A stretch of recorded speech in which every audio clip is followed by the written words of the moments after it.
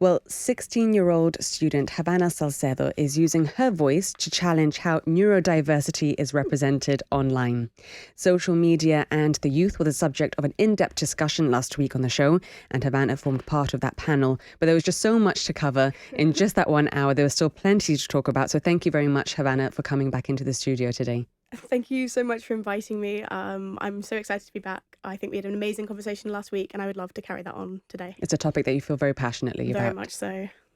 Well, what first made you want to speak out about neurodiversity in particular when it comes to social media?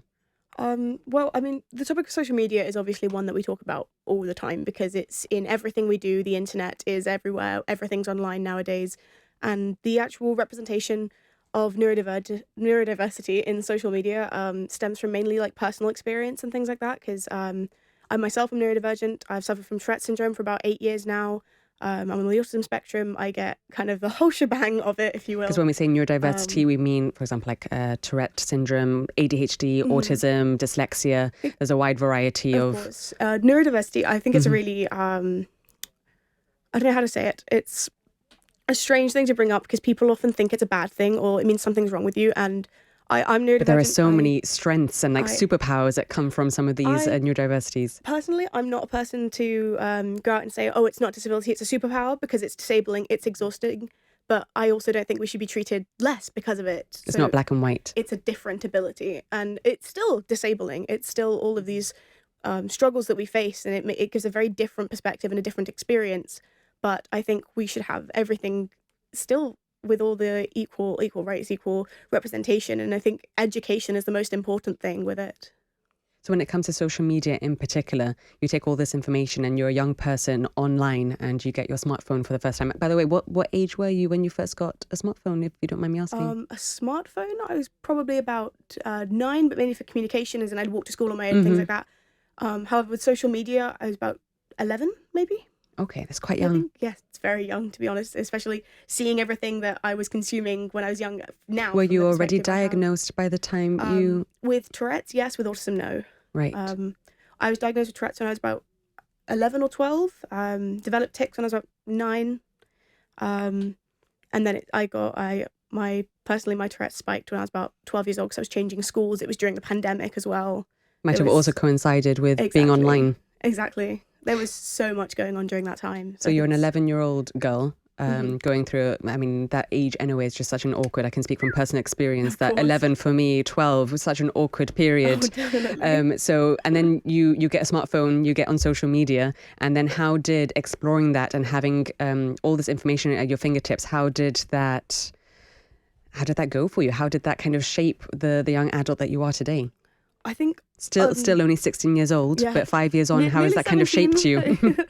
I think it shaped a lot of what I think of today with a lot of the opinions I have and stuff like that. I like the fact that I can have all this information at my fingertips because I prioritize education and knowledge over most other things, to be honest. I like to... Which might be rare for someone your age. I like to be in the know about all of these things just to make sure that I am understanding everything correctly and like with all the political situations that go on and stuff like that. So with neurodiversity specifically, when I was younger, I used to, everyone my age had social media. So if I didn't have it, I was the odd one out. So obviously, 11-year-old me, all my friends are using TikTok or Musical.ly as it was at the time, I'm pretty sure.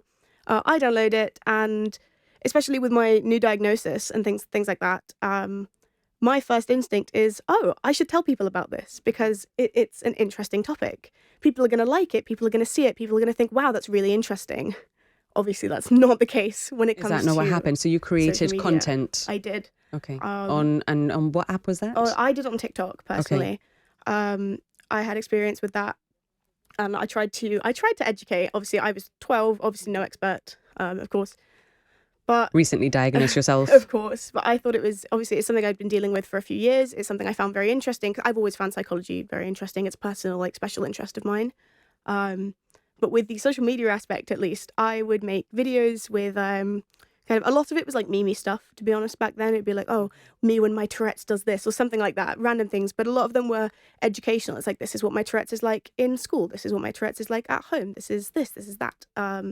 What kind of response did you get? Well, obviously, I did it in an attempt to educate, and I expected people to appreciate it, to be respectful. And I got mocked really, really badly. I got bullied. I got cyberbullied quite severely, actually. I would have people say things like I'd be called a freak. I'd be called crazy. People would say, "Oh, you should have an exorcism," because they think that it's a demon inside of me, which is a really random. Was this mainly from local aspect. users, or just, of course, when you're on TikTok, your viewers could be from anywhere around the world? Mostly anonymous. You can go into statistics on TikTok and check where the majority of your viewers are from, but it doesn't tell you directly per person because obviously that breaches the privacy restrictions. But I had so much backlash from that, and especially because I didn't have that many followers. I had maybe a couple hundred at most, which for 11-year-old is quite a lot, but also to think like I was not very popular and I still got all of this hate. Like I had some people go as far to tell me as, "Oh, if I were you, I'd kill myself." Wow. Like it is very extreme. I mean, just hearing all that, to be honest, Havannah, it's just heartbreaking. As someone who's a mother myself, to think of someone at just 11, 12 years old receiving that backlash and that hatred, so dangerous for someone at such a pivotal age. Definitely. I can only imagine the heartbreak and the trauma that you went through during that time. I think it impacted me a lot because I say a lot of the stances I take today where I'm advocative. Is that the right word for that? You're an advocate, yeah. Yeah. And you're a very brave advocate. Thank you. 5 years later, speaking, with a national broadcaster for a second time, 2 weeks in a row. Very strong and very brave. You should be very proud of yourself. Like the reason I advocate for all this is because I've had personal experience with the struggles and the horrible parts of this kind of thing. Like when I was I was just starting secondary school when this all happened. I was about 12, 13 years old maximum. I was being bullied at school at the same time for the same reasons, for my Tourette's. I'd have people mock them because a lot of the time with Tourette's, and a lot of people with Tourette's will tell you if you put two people with Tourette's in the same room, they'll set each other off with their tics. So people would mock my tics to make me tick because it's quite literally what makes me tick. It's your trigger. Exactly. So people would whistle at me, would make weird noises at me, shout at me. People would deliberately say things around me that they knew would develop into tics because I have something called echolalia. So if someone says something enough times around me, it has the possibility of becoming a tic, which you can imagine with swear words in secondary school would be amazing. I have to say, Havannah, I am so in awe of you. Honestly, because what you have been through at just 16 years old and now speaking, most adults that we speak to, us as presenters who are on TV and radio regularly, we all get nervous. We all get, intimidated by being in the public eye. So I just really want to commend you. I've got butterflies right now. Oh, so do I. Goosebumps Everyone everywhere. always does. I mean, it's part of the beauty of being live on radio and television. It's that adrenaline of knowing that people are listening and watching. But that's why I want to commend you for being just so brave and so articulate in putting your arguments and your words across. It's something I've always wanted to do, to be honest. I think this is a really massive step. Like if 11-year-old me knew I was here today, she wouldn't believe it. She'd probably cry, to be completely honest. I was going to say, you're being very stoic now. You're saying everything very matter of fact. But I imagine when you were in the thick of this bullying, both in person and online, I imagine that was a different picture. A lot of it, to be honest, with the education I have now, it's more thinking back and realising everything I didn't understand at the time of when you're in the midst of being bullied and being this, especially because I did a lot of the time for the first few while, especially online, I didn't realise I was getting bullied. I'm bad with social situations. I don't understand sarcasm a lot of the time. That's where the autism comes in. Yes. I struggle with a lot of social situations.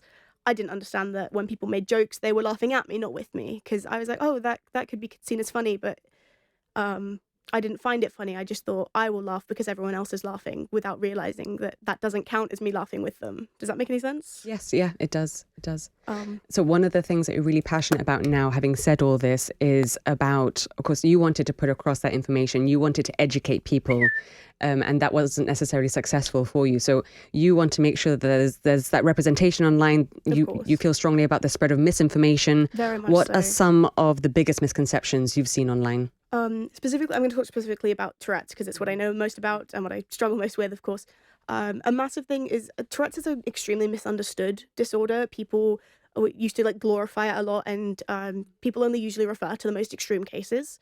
Like when people think of Tourette's syndrome, they think of someone swearing uncontrollably and shouting and being violent and all of these things.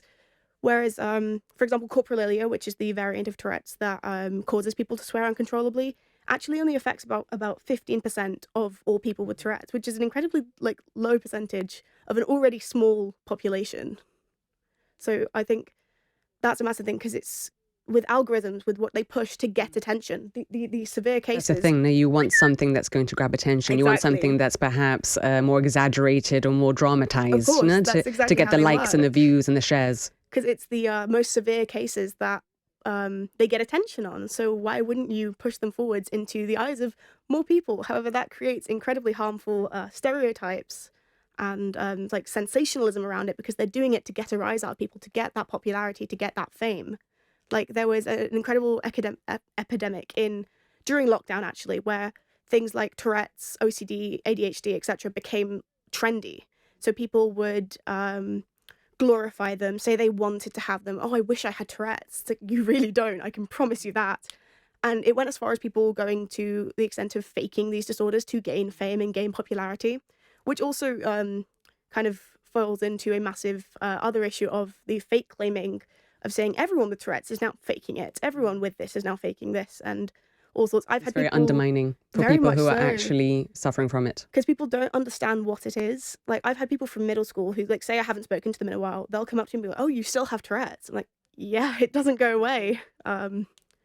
It's honestly so strange. Would you see there's been any positive change over the last 5 years in terms of content? Like, are there any content creators or influencers that you follow that do, that they are having like a positive impact on this kind of topic in this discussion? I think it depends, because I think there are a lot of influencers that do have a very positive impact. However, the backlash that they get is essentially the same as what I'm talking about now.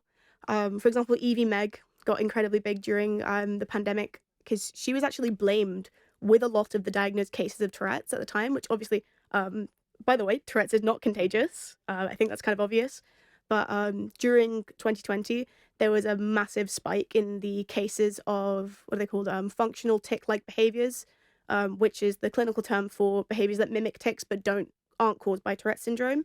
And a big creator, Evie Meg, on TikTok was blamed for a lot of these things, because this was considered a sociogenic, or what's it called, mass social illness, where symptoms were spread through like online exposure and things like that, often triggered by anxiety and other things like stress, but were attributed to the content that was shared on TikTok, because like, oh, they're just watching these things, they're copying them. But it wasn't all that, obviously. And this one creator was blamed for a lot of them, that doctors even started calling their patients Evies as a reference to her. There's been articles about her and things like that. I think she's incredibly influential. She suffers from a lot of comorbid disorders, and she advocates for the danger of misdiagnosis. I think she's incredibly influential. I really enjoy her content. She also made me understand what Tourette syndrome was at the very beginning of my diagnosis process. Just going back just very briefly to last week's discussion on how youngsters are digesting content. You mentioned you started at 11 years old on social media. Now, in hindsight, do you wish you'd started later?